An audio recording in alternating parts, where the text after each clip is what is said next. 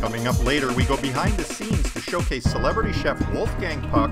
And up next, executive chef Paul Friedman discusses his passion for his latest restaurant featuring South African cuisine.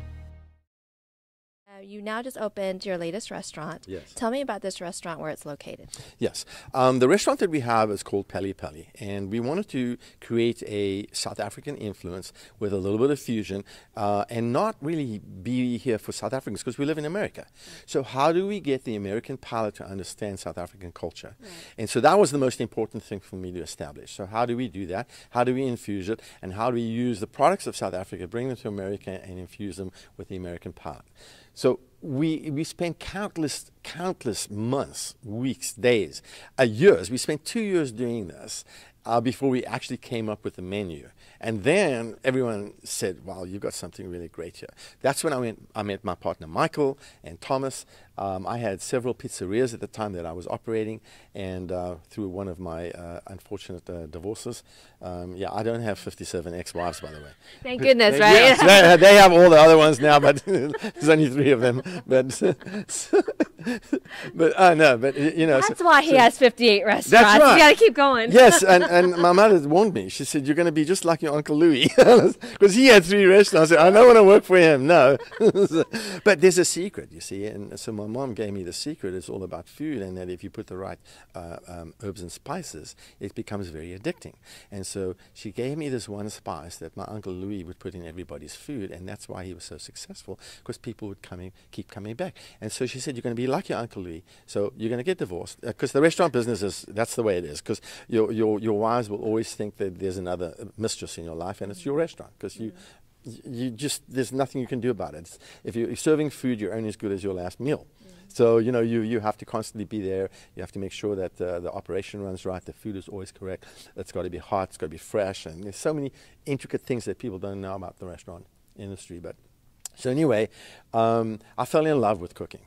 So that's just something that, you know, people were saying, yeah, your food's so great and your flavors are amazing. And, you know, and one has to be careful with this, because a lot of the times, you know, someone will say, oh, you should open up a restaurant because your food is good, right? Yeah. But you have no idea how to run a restaurant. So you go open a restaurant because your family tells you to, and it fails. And so we in the restaurant industry have probably the highest rate of failure in any kind of business. And it's because people don't know how to run it. They have a passion to do it, but they need to have people that can help them get there. And so I'm going to write a book. I wrote a book. It's called From a Jew to the Stew. Because I have a Jewish background. So South African Jew. Yes, all the way from South Africa. Yeah. And now we're in Texas, right? We are. It's funny. People don't know much, you know. I mean, I'm going to be politically incorrect, but if that's okay. You know, people ask me, so you're from South Africa? And I say, yes. And they say, well, how come you're not black? And I say, well, I've been wondering all my life because my mom and dad are. And it's like, whoa, that's crazy. I think they switched me at birth, and I never really got put back in place. So I grew up in South Africa speaking Xhosa because mom and dad were black, you know. And so yeah, they're from the Xhosa tribe. So people ask me, well, what does that sound like? And I say, all right, I'm gonna speak some Xhosa. I'm gonna say, hello, how are you? It's nice to meet you. And it sounds like this. Okay, getting okay. Wow. It sounds funny, but I tell people no, because if you have a stutter, it's not funny at all. Up next, Wolfgang Puck shares his thoughts on the growing popularity celebrity chefs have gained in the media. Mr. Puck. How are you? Good. You're looking wonderful tonight. Thank you.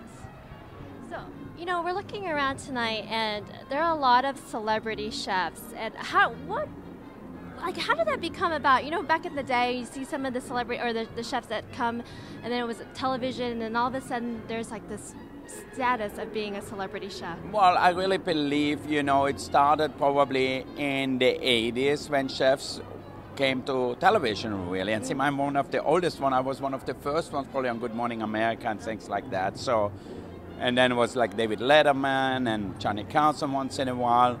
And then the Food Network started, which brought it to a whole other dimension. And I think today, because of that, chefs, being a chef, being a cook has become a very good profession, and people every young kid today wants to be a chef. It's an amazing thing.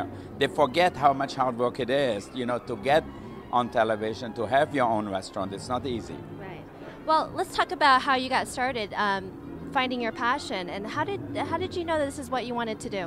Well, because my mother was a chef also, so I started really young when I was 10, 12 years old, and then I went to hotel school, and I went actually to a hotel next to us, started to cook there when I was 14, and then went to a hotel restaurant school, and then went to France, and then came over to the United States when I was 24, and we started Spago in 1982 and a lot of other restaurants since. And you know, we started here, Spago in Las Vegas in 1992, and now then we opened Chinois and Postrio here at the Venetian, and then Cut at the Venetian with the MGM and the Mandalay Bay. So we were really the pioneers here.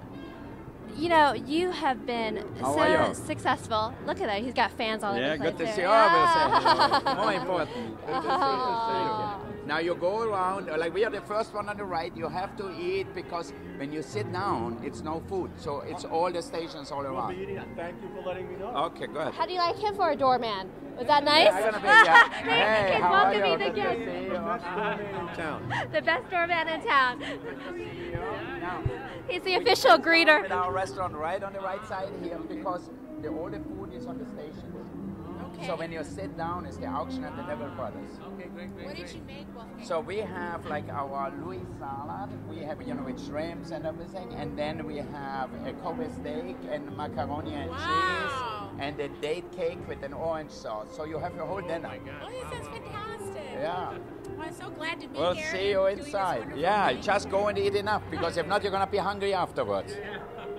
All right, Fred, this is what it's all about. I see the passion. I see the love that you have. Absolutely. I think it's beyond the hospitality business, you know, and bringing joy to people's life by cooking great food, I think is a fabulous thing. And, you know, that's why you see all the chefs here cooking. They don't have to do that. They don't get paid for it. But everybody wants to be here and wants to do it. So what would be your success tip? And I mean to like generic audience who are looking to find that thing that they love to do, that they're good at. If you're lucky in your life and find something you're passionate about it, if being a school teacher, a shoemaker, a chef, or an actor, whatever it is, I think that's really makes the difference. You have passion, you will love what you do. Hi, Danny. And then, hi, and then you can be successful, because then you don't go to work for money, you go to work because you love it. What an honor it is to speak to you. Thank you so much for your time Good to and see you. giving back. Thank you. Thank you so much. We'll see you all inside. Our doorman, Mr. Wolfgang Puck.